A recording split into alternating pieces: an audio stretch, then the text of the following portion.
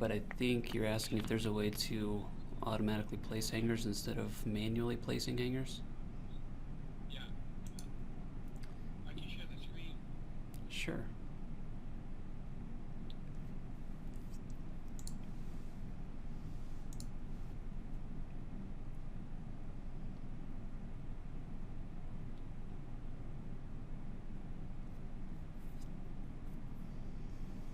Okay, can you see it?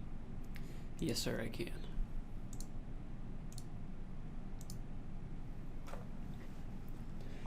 Okay, so if you want to place hangers, there's an auto hanger command.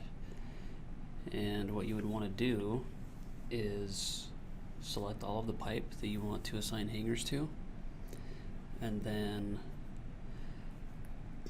excuse me,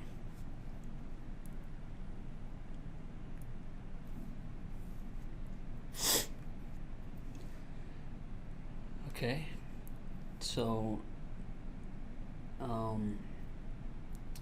at this point we can go to the auto draw menu.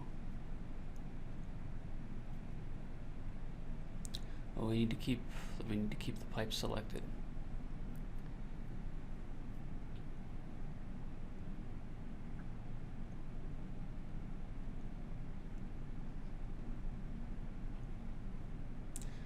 Okay, and then I don't know if you noticed, but if you right click on one of those in that shortcut menu, there's an auto hanger command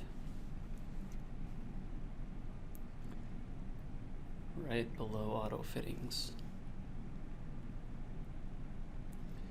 When you click on that, you'll get a dialog box that asks you for some specific spacing variables, what to hang from. If you got beams, lines are really only the lines checkbox only applies to 2D line segments. So if you have 2D line segments that represent structural members, the program will attempt to place a hanger at the intersection of the pipe with that line segment. And then obviously if you have beams, you can leave that selected. Excuse me. Tell the program if you want it to offset from the center point of the beam, and then you've got some connection point options, as well as being able to specify if you want the program to stretch the hangers to roof planes.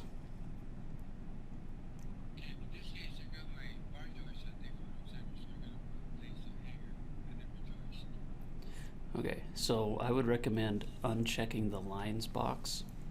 We'll leave the beams box checked. Excuse me. So in the hang from section, just below where you're at, yeah, uncheck the line box.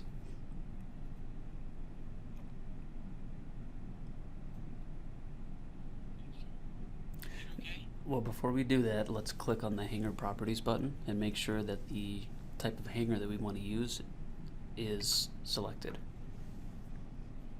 Okay, like in this case, for the 2-inch lines of this, normally what I do is I hang the bottom bar joist of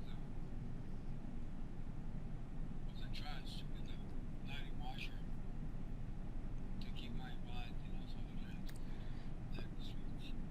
Understood. In this case, it's fine. I'm not sure. If you click on the drop down button next to the top beam clamp,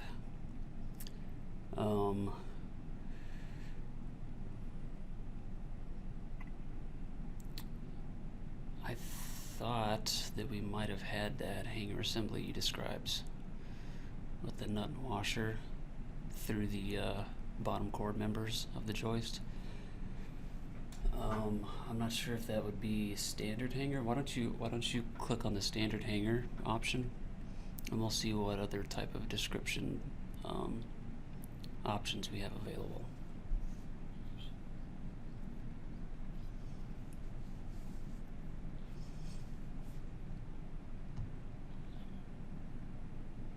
Would cancel here? No, let's select the standard hanger at the very top of the drop down, in that drop down menu that you were in.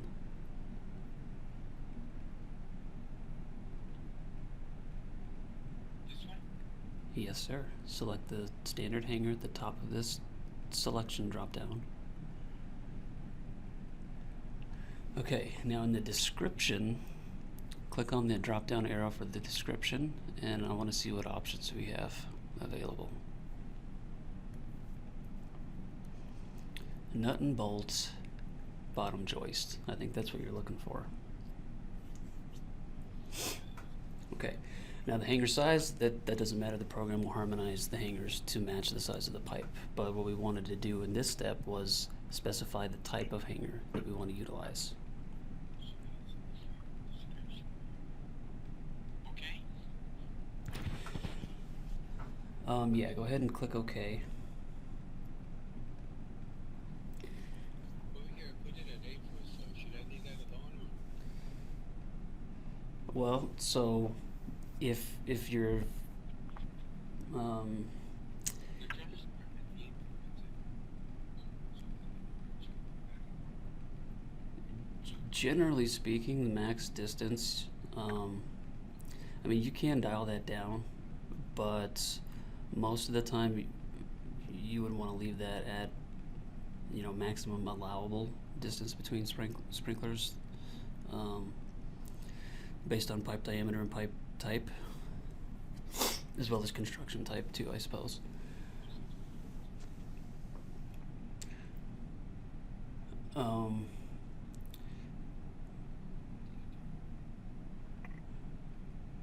Yeah, it missed a couple of hangers. It doubled some up, so it missed a hanger on the far left end of a couple of those lines.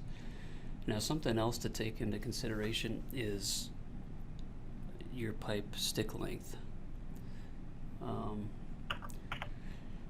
You don't always need to cut your pipe to length, but it's certainly something worth considering, so that you don't have to repeat this process later, because the program will kind of base spacing of sprinklers along individual pipe segments. And if you've got, you know, a 300-foot long segment, it's just going to space sprinklers along that entire length rather than take into consideration, you know, minimum hangers per piece, I guess.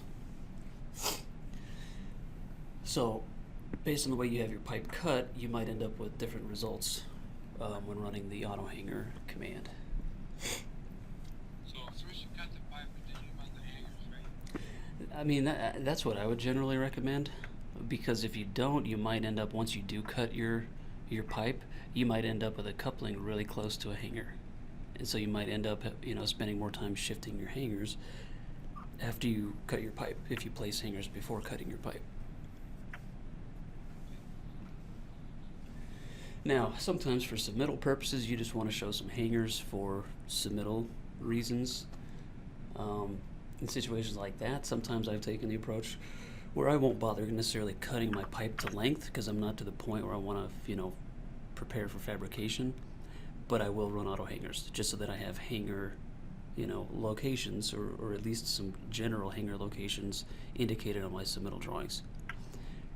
Then when it's, you know, later on in the design phase, I will delete those hangers, cut my pipe, and then reassign hangers. Because auto hangers, I mean, it's a crazy fast process. Deleting hangers and then selecting pipe and reassigning auto hangers is super fast. So I've never personally had a problem as a designer placing hangers, deleting them, and then reassigning them after I cut my pipe. For projects where that was, you know, that was the scenario that I needed to follow for, you know, getting something together for submittal prior to, you know, being ready to fabricate or generate stock list report data.